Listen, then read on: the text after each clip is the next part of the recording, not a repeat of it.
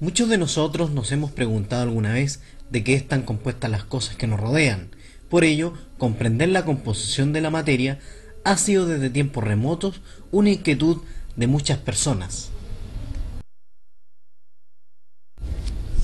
El origen de la teoría atómica de la materia se remonta al siglo V a.C., cuando los filósofos griegos Demócrito y Leucipo planteaban que el universo estaba formado, en último término, por una partícula indestructible y común a toda la materia, a la que llamaron átomo, del griego a, que significa sin, y tomos, división. De acuerdo a estas ideas, al someter a divisiones sucesivas cualquier tipo de materia, se llegaría siempre al átomo, una partícula indivisible.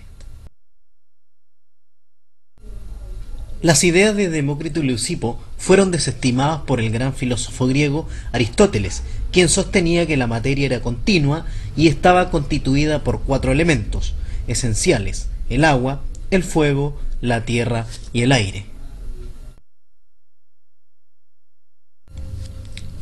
Los planteamientos de Aristóteles se mantuvieron por más de 2000 años, hasta que evidencias experimentales y el desarrollo natural del conocimiento llevaron a proponer en el año 1808 al inglés John Dalton su teoría atómica de la materia, en la que sostiene al átomo como una esfera compacta, indivisible e indestructible. Los postulados básicos de la teoría de Dalton se pueden resumir en que el átomo es la mínima porción de materia que no puede dividirse por ningún proceso conocido. Los átomos de un mismo elemento son iguales, tanto en masa, tamaño, como en sus demás propiedades.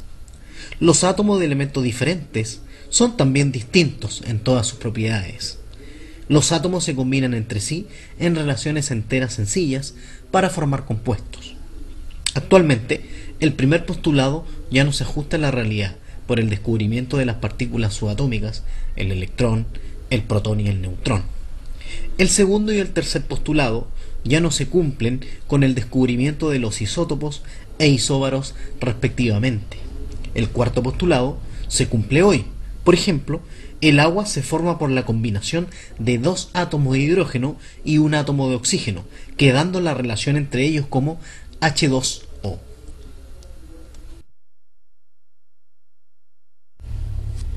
A fines del siglo XIX, los estudios y demostraciones que había de los fenómenos eléctricos eran pruebas que llevaban a sospechar que los átomos eran divisibles. Sin embargo, la aceptación general de este hecho no se produjo hasta que fue confirmado por las experiencias efectuadas con tubo de descarga por Joseph Thomson. En el año 1897, Thomson ideó una serie de experiencias con los rayos catódicos que se observaban en los tubos de descargas. Al observar que estos rayos de luz eran desviados de su trayectoria rectilínea, tanto por un campo eléctrico como magnético, fue capaz de dilucidar su naturaleza. Como la luz ordinaria no es afectada por un imán, los rayos catódicos correspondían entonces a una propiedad de la materia y no de la luz. Así postuló que los rayos catódicos eran un haz de partículas negativas a las que se le llamó electrones. El descubrimiento del electrón indujo a Thomson a establecer su propio modelo atómico, en el que sostenía que el átomo era como una esfera de electricidad positiva, en donde se encuentran distribuidos los electrones. Su modelo atómico lo asemeja a un budín de pasas.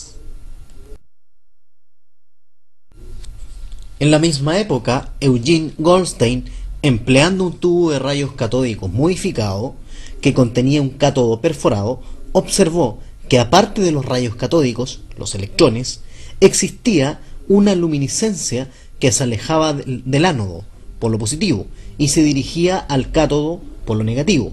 A estos rayos los llamó rayos canales. Goldstein postuló que estos rayos estaban compuestos por partículas positivas, a las que posteriormente se les llamó protones. Los descubrimientos del electrón y del protón revelaron que el átomo tendría una estructura compuesta, que contiene electrones y protones en igual número, para hacer un todo eléctricamente neutro.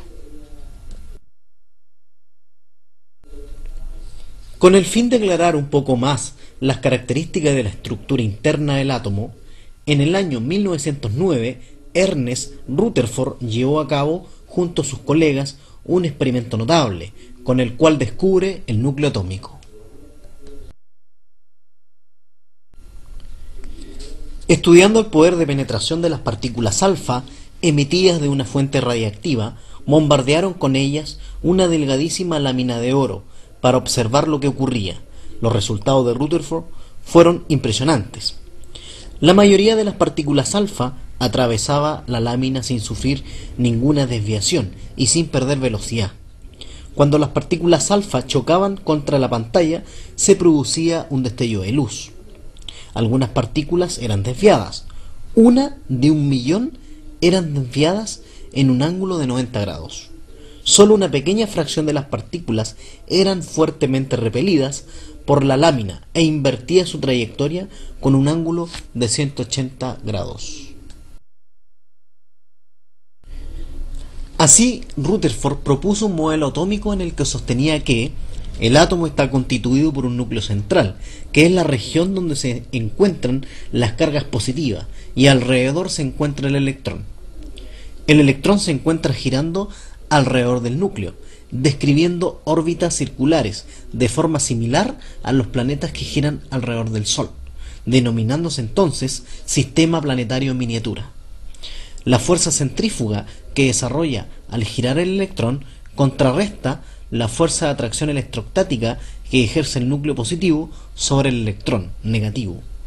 El diámetro del átomo es aproximadamente unas 10.000 veces mayor que el diámetro del núcleo. Por lo tanto, el átomo es prácticamente hueco al poseer espacios interatómicos.